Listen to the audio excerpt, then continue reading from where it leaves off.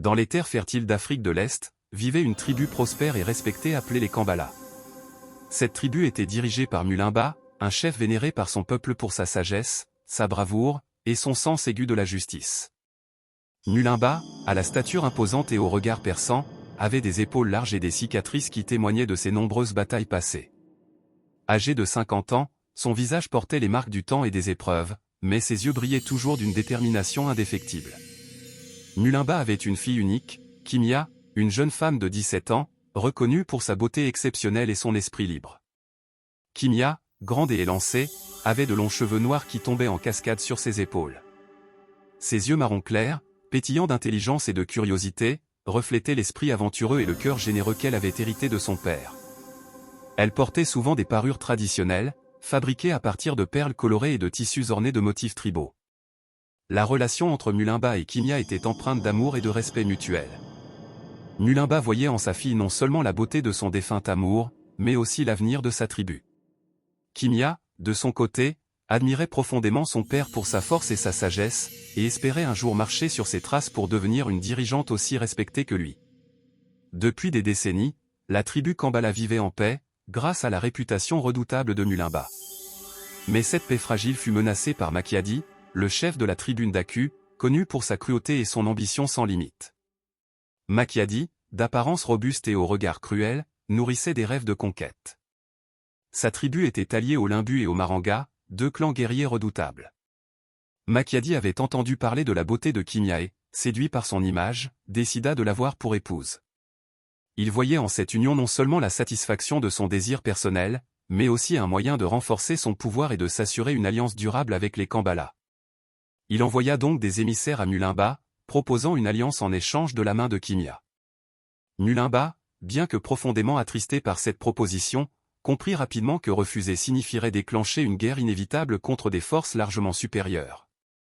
La paix et la survie de son peuple dépendaient de sa décision. Malgré l'amour qu'il portait à sa fille, il réalisa que son devoir en tant que chef passait avant ses sentiments personnels. Le cœur lourd, Mulimba accepta la proposition de Makiadi, espérant secrètement que ce sacrifice garantirait la sécurité de son peuple. Kimia, informée de la décision de son père, fut profondément bouleversée. Elle aimait sa liberté et ne souhaitait pas être un pion dans les jeux de pouvoir des hommes.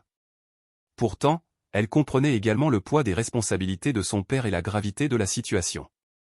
Après des jours de réflexion et de prière, elle accepta son sort, déterminée à faire passer le bien-être de son peuple avant ses propres désirs. Les préparatifs pour le départ de Kimia furent remplis de tristesse et de résignation.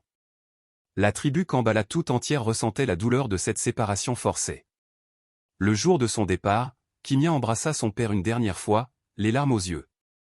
Mulimba, la voix étranglée par l'émotion, lui murmura des paroles d'encouragement et de fierté. Kimia partit avec les émissaires de Makiadi, le cœur lourd mais résolu. Quelques semaines après l'union forcée, Makiadi montra son vrai visage. En dépit de sa promesse de paix, il envoya ses troupes pour envahir les terres Kambala.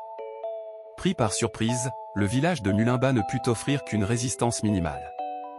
Les Ndaku, aidés par les Limbu et les Maranga, massacrèrent impitoyablement les Kambala, brûlant leur hutte et s'emparant de leurs terres. Mulimba, bien que vieillissant, se battit avec la férocité d'un lion défendant son territoire.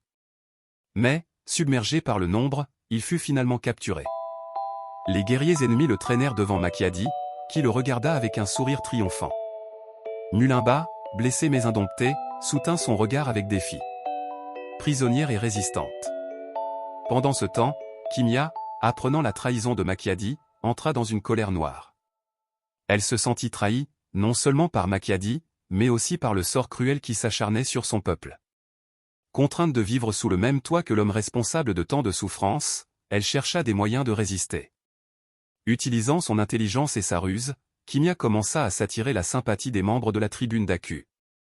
Elle comprit que pour survivre et venger son peuple, elle devait gagner la confiance de Makiadi tout en fomentant en secret une rébellion.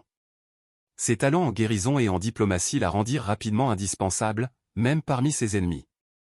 Mulimba, emprisonné et affaibli, n'abandonna jamais l'espoir de sauver sa fille et de venger son peuple. Un soir, alors que les guerriers Ndaku célébraient leur victoire, un petit groupe de survivants Kambala, fidèles à leur chef, réussirent à infiltrer le camp ennemi et à libérer Mulimba.